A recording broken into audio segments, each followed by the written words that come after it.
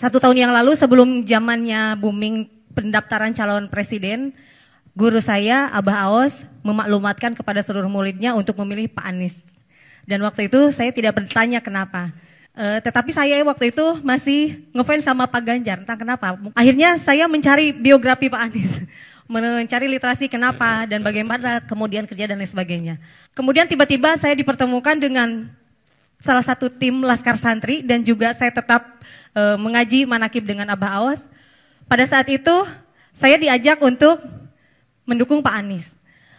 Kenapa? Alasannya tadi saya niat khidmat kepada guru dan saya menyerahkan semua aset yang berhubungan dengan ibu saya, anak saya, adik saya, itu disumbangkan 100 mobil untuk tim pemenangan Anies kepada Laskar Santri, amin, di seluruh Jawa Barat.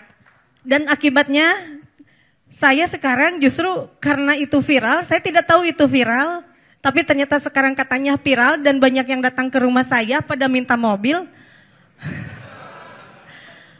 Dan banyak juga yang minta APK. Karena khawatirnya waktu itu tim Anies ini APK-nya paling miskin. Nah yang ingin saya pertanyakan Pak, apakah saya ini akan terjerat hukum? Katanya saya udah dilaporkan ke Bawaslu, kemudian ke aparat-aparat hukum yang lain, kemudian saya juga diaudit dan lain sebagainya.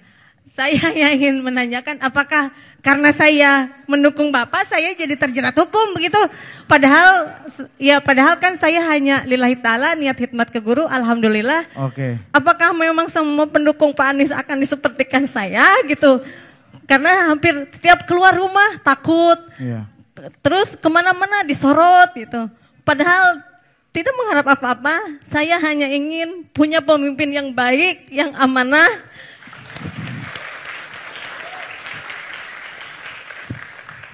Yang juga sudah mendapatkan maklumat dari guru saya bahwa Pak Anies ini ada namanya di dalam Al-Quran.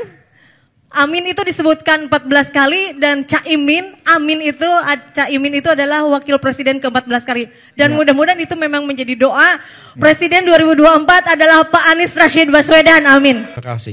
Terima kasih atas dukungan Ibu yang luar biasa, keikhlasan Ibu mendukung itu. Teman-teman sekalian, yang disampaikan Ibu Eka adalah hal yang kami sering dengar. Ini bukan barang baru, Bu Eka. Bahwa ketika melakukan dukungan, ketika hadir di acara kami di berbagai daerah, ketika kami pulang, mereka yang hadir sering mengalami pemeriksaan macam-macam. Ada yang usahanya bahkan ditutup, diperiksa oleh sebuah badan tentang kontennya yang diproduksi. Dan produksinya, tadi pagi saya mendengar, pabriknya ditutup. Kenapa? Kita nggak tahu kenapa sebabnya. Tapi yang jelas peristiwa mereka sudah beroperasi bertahun-tahun, kemudian ikut dalam kegiatan yang melibatkan Anies dan dia ikut mendukung, lalu sesudah itu dia mengalami pemeriksaan lengkap dan sampai akhirnya ditutup pabriknya. Ini true story saya tadi pagi rasakan. Dan setiap kami ke daerah kami menemukan peristiwa persis yang disampaikan Ibu Eka. Itulah sebabnya kenapa kami ingin memperjuangkan kebebasan berpendapat, kebebasan untuk berdemokrasi. Karena negeri ini sesungguhnya adalah negeri merdeka yang kita harus memberikan kesempatan pada siapapun untuk memiliki kesetaraan. Dan itu mulainya dari puncak. Bapak sekalian, kami melihat bahwa demokrasi itu memberikan ruang kepada perbedaan pilihan.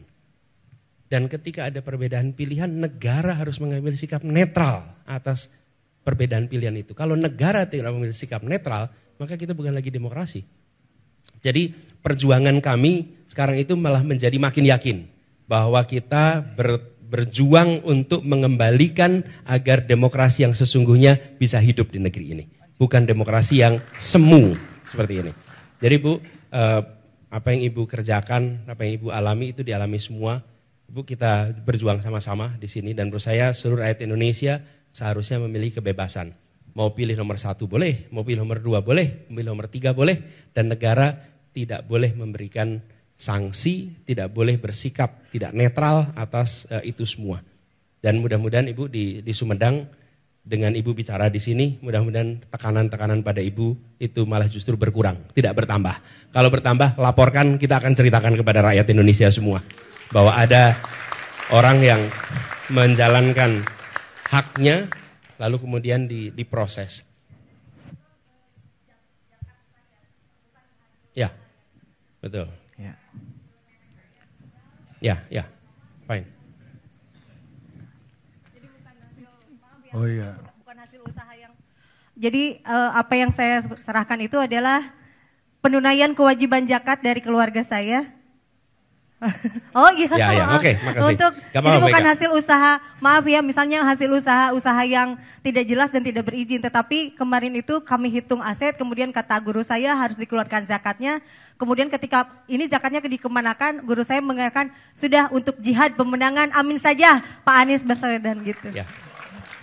Makasih. Makasih Mbak.